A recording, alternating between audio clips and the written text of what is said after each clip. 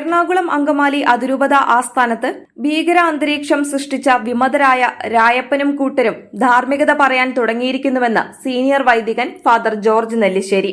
ഫെബ്രുവരി 10, 11 തീയതികളിൽ അതിരൂപത ആസ്ഥാനത്ത് ഭീകരാന്തരീക്ഷം സൃഷ്ടിച്ച 21 പേരിൽ 5-6 വൈദികർ തട്ടിൽ പാമ്പ്ലാനി പിതാക്കന്മാരുമായി സംസാരിച്ചതിനു ശേഷം നടത്തിയ പ്രതികരണം എല്ലാവരും ശ്രദ്ധിച്ചു കാണുമല്ലോ.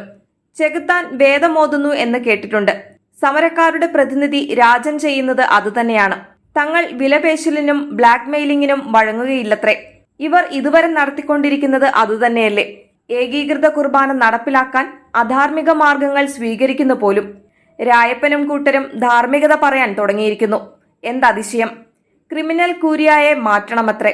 ക്രിമിനൽ കേസിൽ പ്രതിയായി സ്റ്റേഷൻ ജാമ്യത്തിൽ ഇറങ്ങിയിരിക്കുന്ന പ്രതിയാണ് ഈ സംസാരിക്കുന്നത്. ലേശം ഉളുപ്പ് വേണമെന്നല്ലാതെ എന്തു പറയാൻ. ഏകീകൃത കുർബാന നടപ്പിലാക്കുന്നത് തടയാൻ ഇവർ നാളിതുവരെ സ്വീകരിച്ച അധാർമിക നടപടികളെപ്പറ്റി രായപ്പന് വല്ല ബോധവുമുണ്ടോ? ഇവരുടെ ക്രൂരവും അധാർമികവുമായ പ്രവൃത്തികളുടെ ഇരയാണ് ഈ ചോദ്യം ഉന്നയിക്കുന്നത്.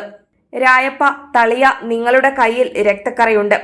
7 സമുദ്രങ്ങളിലെയും വെള്ളം കൊണ്ട് കഴുകിയാലും ഈ കറ മായുമോ?